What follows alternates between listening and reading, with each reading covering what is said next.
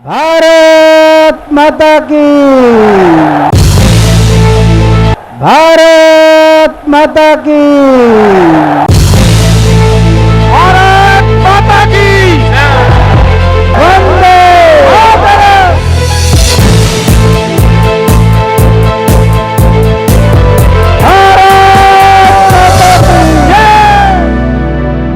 ये नहीं कहा है कि कोई केजरीवाल जी वो कोई उनका आचरण है कि कोई भ्रष्ट है कि ये है।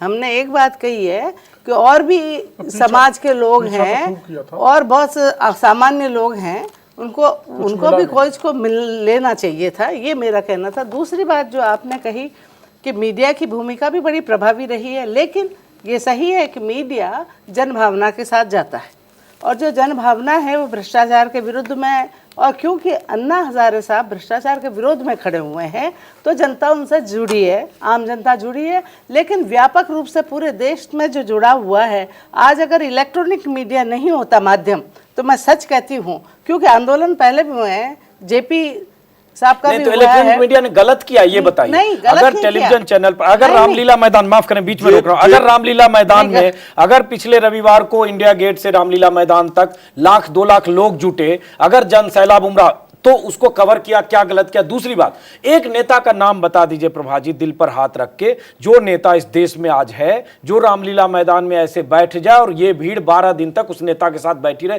ईमानदारी से एक नेता की बात बता दीजिए, मैं तीनों लोगों से पूछना चाहता हूं, एक नेता बताइए। आपको मैं बताऊं, एक नेता पहले बताइए जिसके साथ रामलीला मैदान में 13 दिन तक कितने लोग बैठ जाए। मुझसे जो पूछ रहे हैं, मैंने ये नहीं कहा कि मीडिया ने गलत कहा। चलिए आप दूसरी बात पे जवाब दीजिए। मीडिया क्योंकि सुनिए, मीडिया जो जनभावना है उसके अनुसार ही मीडिया चलता है और उसे दिखाता है, और वो मीडिया का फर्ज है जो मीडिया ने पूरा किया।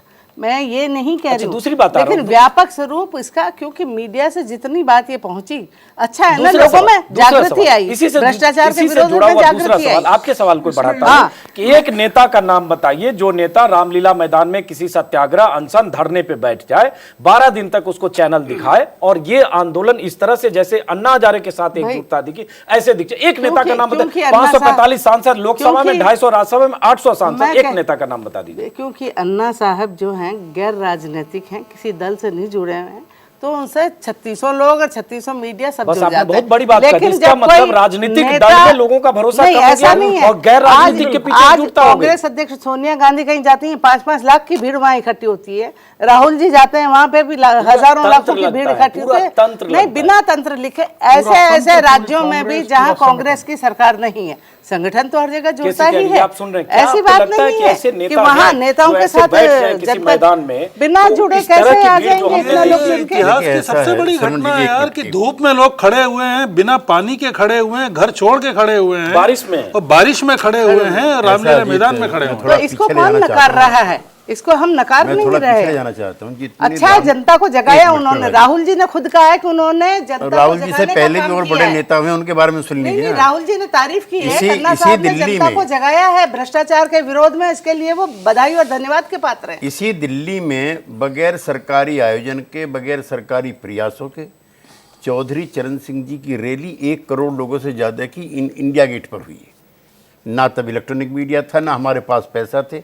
उस रैली के एक आयोजकों में से मैं भी था। एक दूसरा, जयप्रकाश नारायण जी की गांधी मैदान में 6 जून 1975 की, इससे कई गुना बढ़ी जाए, तो उसके लिए भी मरने मारने वाले लोग थे।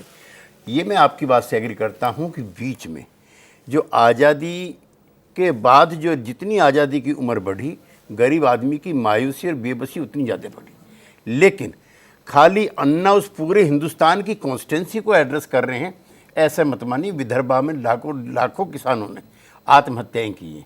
जिन इलाकों से ये आते हैं, 8 करोड़ लोगों को ना अन्ना एड्रेस कर रहे हैं, ना पॉलिटिकल सिस्टम एड्रेस कर रहा है, जिन्हें हम आदिवासी और जनजाति वाले कहते हैं। वहां पर 160 के करीब जिले ऐसे हैं जहां स्टेट एब्सेंट है। रोकना पड़ रहा है। ब्रेकिंग न्यूज हम लेते हैं। दिव्या हमारी संवाददाता अन्ना हजारे के काफिले के साथ लगातार थी और वो पहुंची हैं मेडिसिटी गुड़गांव में मेदांता हॉस्पिटल, नरेश त्रेयन का हॉस्पिटल, जहां अन्ना हजारे को एडमिट किया जाना है, जिस हॉस्पिटल में उनका इलाज होना है। इमरजेंसी में उनको एडमिट कराया जा रहा है। 12 दिनों से अनशन पर थे, आज 13वां दिन था उनका।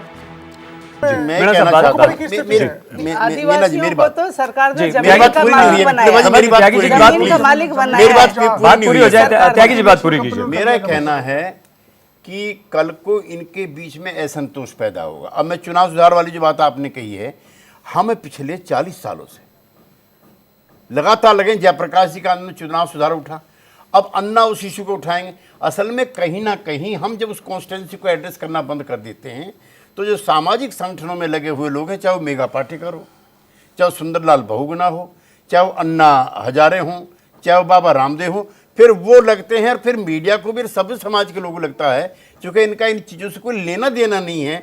दे are very pious, holy like Gita in Quran. मैं आपके पास आऊंगा, ब्रेक का वक्त है, हमें कमर्शियल ब्रेक लेने की मजबूरी है, लेकिन हम आपको बता दें जो नेता भी बता रहे हैं और जो अन्ना हजारे ने भी कहा, अन्ना हजारे लगातार कहते रहे मालिक है मदारी और नाच करे बंदर, और अन्ना हजारे जब इस जुबान में बात करते हैं कि जनता मालिक है सांसद नौकर, जनता को ये बात समझ में आती है और यही वजह है कि जनता अन्ना हजारे के पीछे एकजुट होती दिखती है। ब्रेक के बाद हम इस चर्चा को जारी रखेंगे।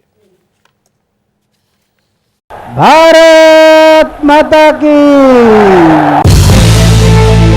भारत माता की।